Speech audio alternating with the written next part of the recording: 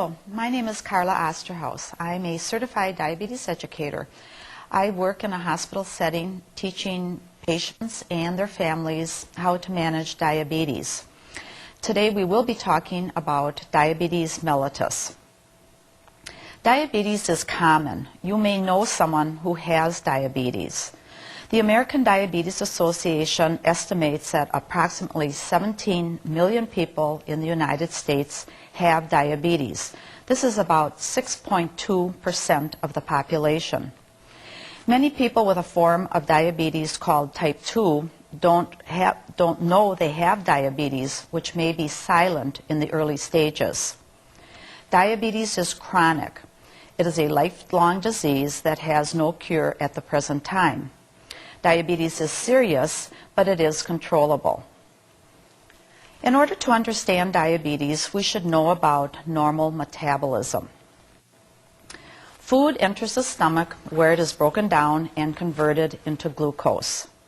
The glucose enters the bloodstream and is carried to all parts of the body. The pancreas, which lies behind the stomach, releases insulin into the bloodstream and opens the cells and allows the glucose to enter the cells where it will be used for energy. Diabetes is a disease in which the body is unable to convert the food we eat into energy. The pancreas either does not produce enough insulin or the body cannot use the insulin effectively. As a result, blood glucose levels rise, which can lead to immediate and long-term complications. High blood sugar is called hyperglycemia. Some people have no symptoms of diabetes or attribute them to something else. Some of the common symptoms of diabetes are dry mouth or increased thirst, frequent urination, especially at night, blurry vision or changes in the vision, fatigue and weakness, which would require more naps, weight loss. Some people complain of numbness and tingling in the hands and the feet. They may have slow healing wounds or dry, itchy skin. There are different types of diabetes. Type 1 was previously called juvenile onset. It usually occurs under the age of 20, but older people can get it. In this type of diabetes, the pancreas stops making insulin. Insulin injections are the required treatment. Symptoms usually occur suddenly. This type of diabetes accounts for 5 to 10% of all cases of diabetes. The exact cause is not known, but heredity may play a role. Type 2 diabetes was previously called adult onset diabetes. You are more likely to care for patients with this type of diabetes. It is more common after the age of 40, but can occur in younger people. The pancreas either doesn't make enough insulin or the body doesn't use it properly. This is called insulin resistance. Symptoms often occur gradually. People may have type 2 diabetes for a long time and not know it. They don't notice the symptoms and feel very well.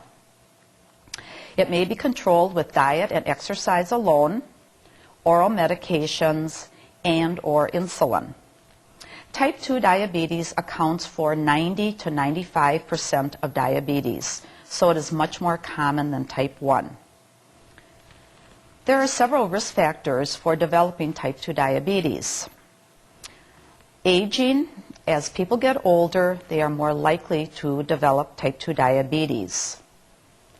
Obesity. About 80% of people with type 2 diabetes are overweight when they are diagnosed. Family history of the disease. Type 2 diabetes does tend to run in families.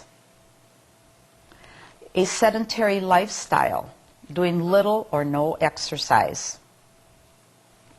Certain ethnic groups, such as African Americans, Latinos, Native Americans, Asian Americans, and Pacific Islanders, have increased risk for developing type 2 diabetes. A woman having a history of gestational diabetes. Now, gestational diabetes is a type of diabetes some women develop during pregnancy, but it goes away after the baby is born. However, this does put the woman at risk to develop type 2 diabetes later on in life. And then other types of diabetes, which can be caused by anything that would cause damage to the pancreas, such as infections, such as pancreatitis, or having cancer of the pancreas. Diabetes management includes a number of things. Education of the patient and family is very important. They need to understand what diabetes is and how to manage it in order to prevent or delay complications and to feel good. It is necessary to make healthy food choices in order to control blood sugar and cholesterol and maintain or lose weight. People with diabetes can eat what other people eat, but portion sizes need to be controlled. And if the patient is taking diabetes medication, meals are planned accordingly.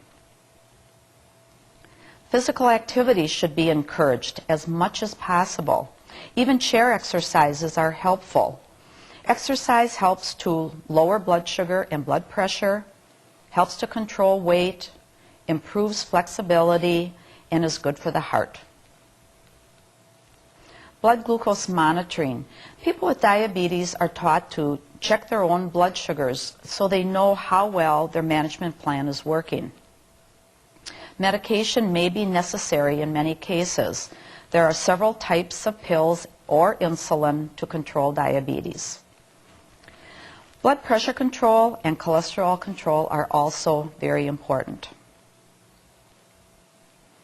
The goal of good management is to prevent or delay complications. The acute or short-term complications include hyperglycemia, which is high blood sugar. The symptoms are increased thirst and urination, tiredness, blurry vision, breathing with a fruity, sweet odor, more frequent infections,